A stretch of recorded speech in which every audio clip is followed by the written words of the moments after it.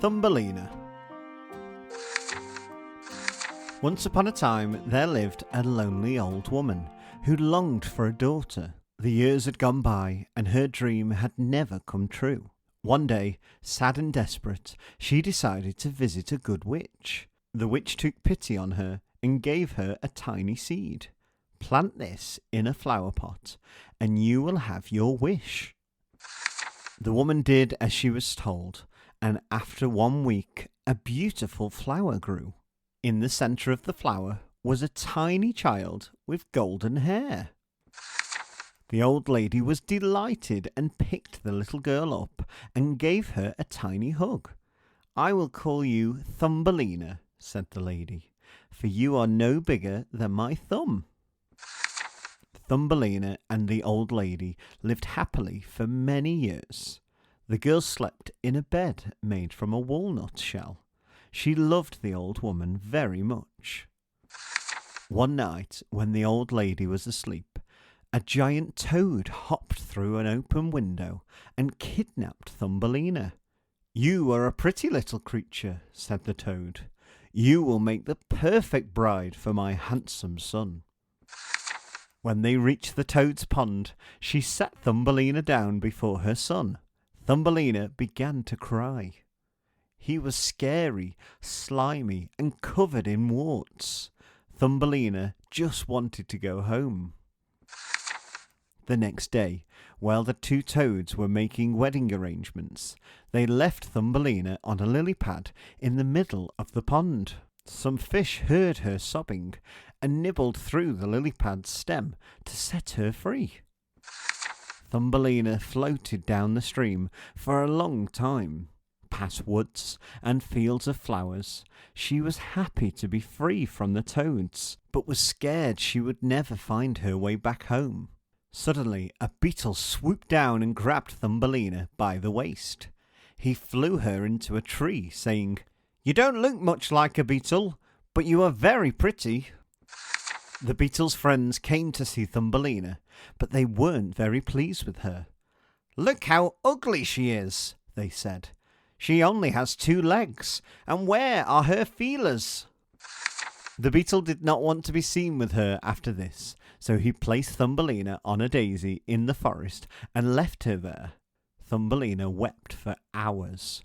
"I am so ugly, not even the beetle wants me," she thought. Thumbelina lived for a long time in the forest. She made a blanket out of leaves and sheltered herself from the rain under a plant. The weather began to turn and winter came. Thumbelina became very cold and the plants around her shriveled and died. A field mouse found her shivering and took her into her warm house for the winter. Thumbelina helped with the cleaning and told the mouse stories, and they lived very happily together. One day, the field mouse told Thumbelina she was expecting a visit from her neighbour, the mole.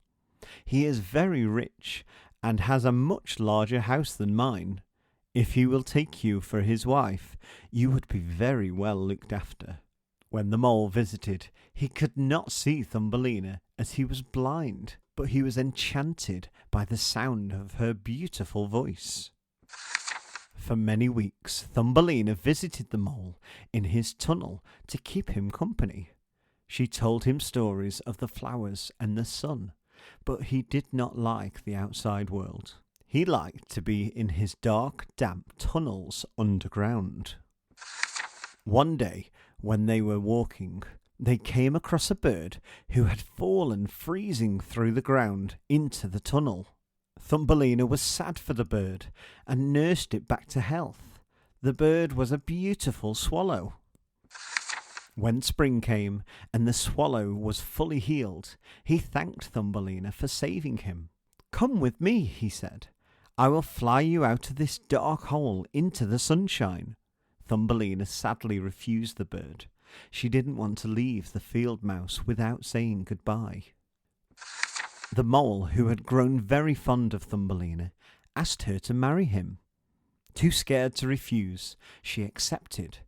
The mouse and the mole began to prepare for the wedding. On the eve of her wedding, Thumbelina went outside one last time to say goodbye to the outside world. She was sat sobbing when she heard a tweet, tweet from above. It was the swallow, and he had come to fly her away.